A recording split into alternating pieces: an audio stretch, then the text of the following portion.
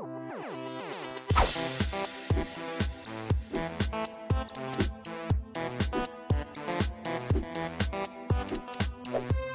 everybody, welcome to another Quicksave Review with me, RC. A Quicksave Review, if you haven't seen it before, is basically a Let's Play mixed with a review for a game that I'm currently playing. And I'm currently playing Gun Crazy, even though the logo kind of makes it look like GLW Crazy. I don't know, the logo is a little messy looking or whatever.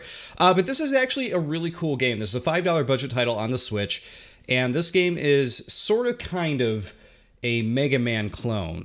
That is to say, it's, I mean, actually, you know, maybe not even a Mega Man clone, maybe more like Mega Man meets Gunstar Heroes, you know, from the Sega Genesis era. It is a 2D platforming action game where you shoot and destroy enemies and destroy bosses and stuff, and it's actually pretty cool. But there's one thing about it, and I'll see if you guys can pick it out, that I am not the biggest fan of with this game.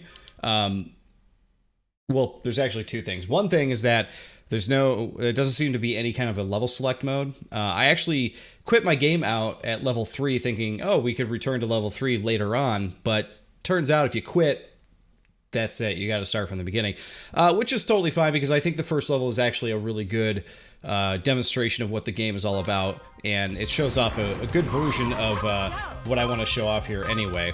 All right, so you play as this girl character here. She shoots. She can shoot up, she can shoot diagonally in place like this. She can do a dash, you know, Mega Man style. And that's really it. That's what you got here.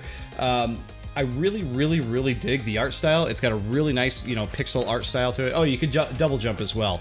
However, the level itself, you know, like mixed with the sprites and everything, you seem so big on screen. I've never had a reason to double jump all that much. Especially with this first level here, it's so cramped. You'll see in just a second. So you got enemies coming from the front, coming from the back, up above you. Have you guys noticed what the problem is with this game yet? I'll let you keep watching in case maybe you haven't put it together yet.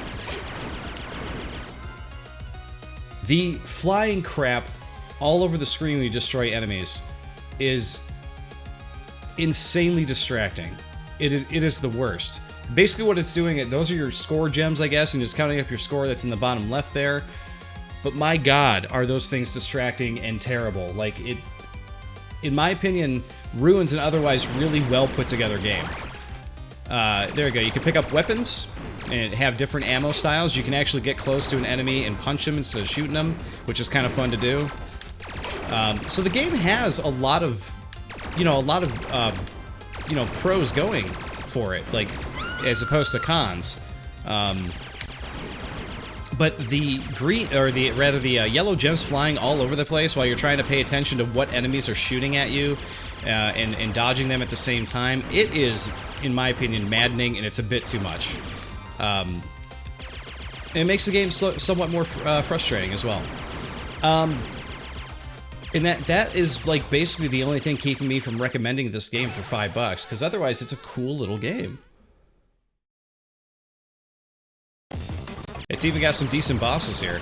Though I would say that this boss, not great. This first boss is basically like shoot top, shoot bottom, shoot top, shoot bottom. Like, there's not much here. But future bosses do get more difficult, I will assure you of that. That was just like a mid-boss, like a... This first level actually has 2 mid-bosses and 1 main boss. So they crammed this first level full of bosses. But man, if there was only a way to turn off the stupid gems flying all over the place. I cannot stand it. I absolutely cannot stand it. I played this game partially on...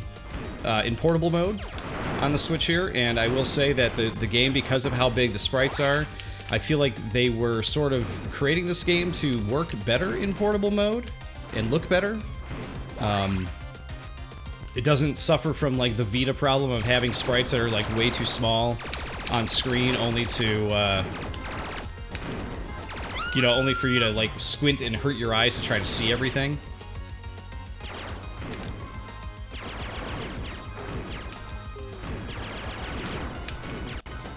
But yeah, like I said, fun little game.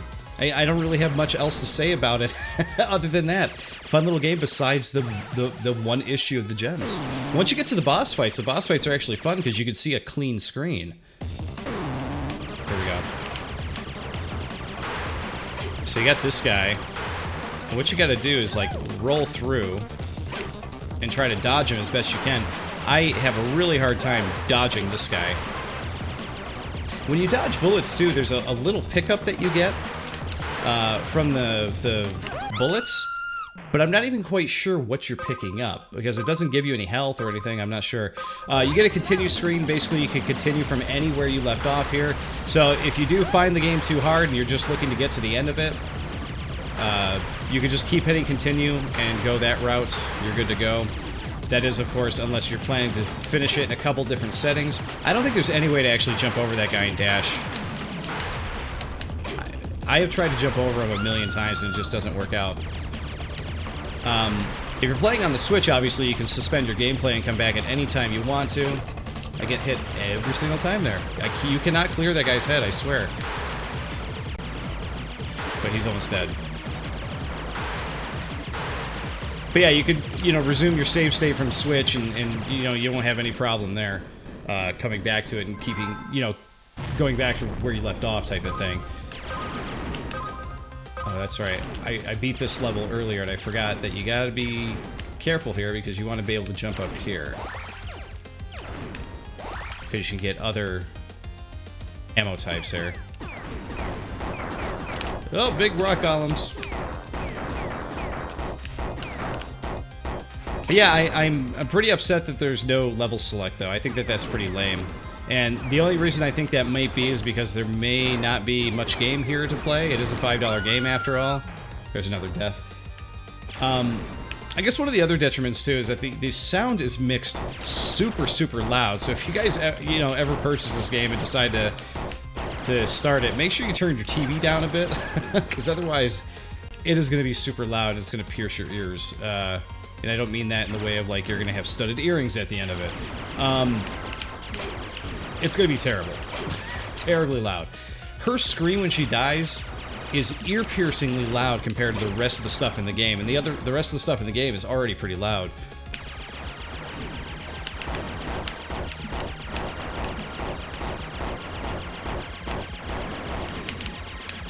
Okay. Now you see, once things calm down a bit and there aren't so many enemies on screen, like, crowding up the screen, it actually becomes a lot more manageable with those gems, but it just reminds me of some of those bullet hell shooters where, like, there's just too much going on screen to actually pay attention to it, Oh my god, is it a loud sound. That's a death already. 2 continues. I did not do any better than I did the first time I went through this level. I had to continue twice that time, too. Good god.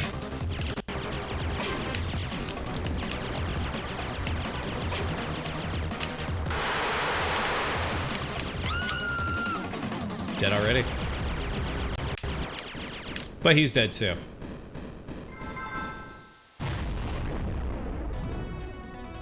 But yeah, that's the first level. I think that's a really good look at Gun Crazy here. The second level here is actually kind of cool because it's like sort of a... I was not expecting it at all, but you're on this elevator going up, and it's sort of a love letter to Buster Brothers, or Pang. You have these balls jumping around, which create smaller balls on screen, and you have to shoot them. But again, it suffers from that issue of there being way too many things on screen, like this, when you're trying to survive. Like, can you guys even tell what the hell's going on right there? Because I can't. I am not a fan of that.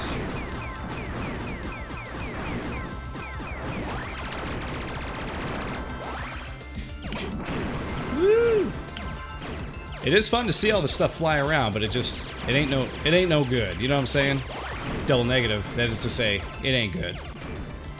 That's enough of that, though. Let's hit quit here.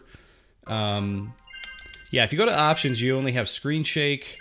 Oh man, I turned that off. I can only imagine what the screen shake looks like. But you see, if we hit play, and you go to arcade mode or controls, like, controls just basically shows you how to play the game. Like, it's a quick little tutorial, which is welcomed. However, you know, there's no way to select levels, which in my opinion is a huge detriment to the game. Like, why not put in a little level select? Black them out or gray them out so you can't select them until you've played through them or something like that. But make it so people can return to levels they like. I don't know. It's 2020, like make these things apparent for people to play the levels they want to play, But yeah, there's Gun Crazy, guys. I think it's a cool throwback game. But that one thing with the gems flying all over the place really ruins the game for me, quite honestly, because it otherwise is a really well put together budget game that feels like an old school like Sega Genesis Gunstar Heroes type game, which I think is actually pretty cool. But yeah, it's tough to recommend with that kind of thing going on there. But hey, you saw the video. If it's something you think wouldn't bother you too much, check it out, because otherwise it's actually a really cool game. But guys, I want to say thank you for watching, and of course, I'll see you all next time.